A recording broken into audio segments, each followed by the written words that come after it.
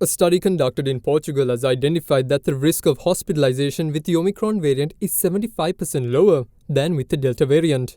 The study adds that patients infected with the Delta variant stayed on average 8.6 days in hospital, while with Omicron, that time reduced to 3.7 days. The study conducted between the 1st and the 29th of December showed that while 26 patients had died due to the Delta variant, there were no deaths reported among patients infected with Omicron.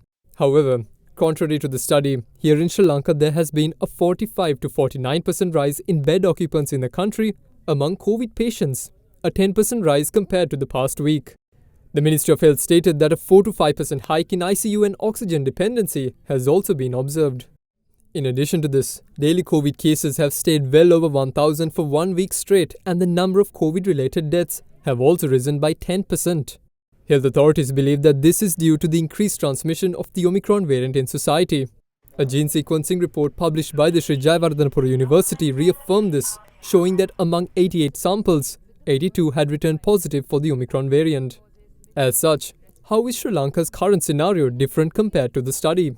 Sri Lankan health experts say that the increased number of hospitalizations and oxygen dependency has been seen mostly among people with incomplete vaccine coverage. The Chief Medical Officer of the Colombo Municipal Council, Dr. Ruwan Wijayamuni, said last week that patients at hospitals had either received only the first or second doses, or hadn't received the booster dose even after getting the second dose 6 to 8 months ago. Authorities say patients tend to ignore the thought of getting the jab or completing the 2-dose regime and getting the booster if they've been infected with the virus. However, countless studies and health experts have constantly emphasized that natural immunity alone isn't enough against especially the Omicron variant.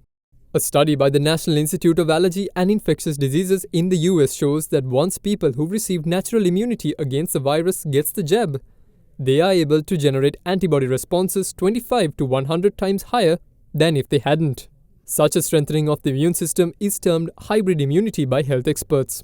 They believe that this is because the immune system then triggers not only antibodies, but also memory T and B cells against the virus.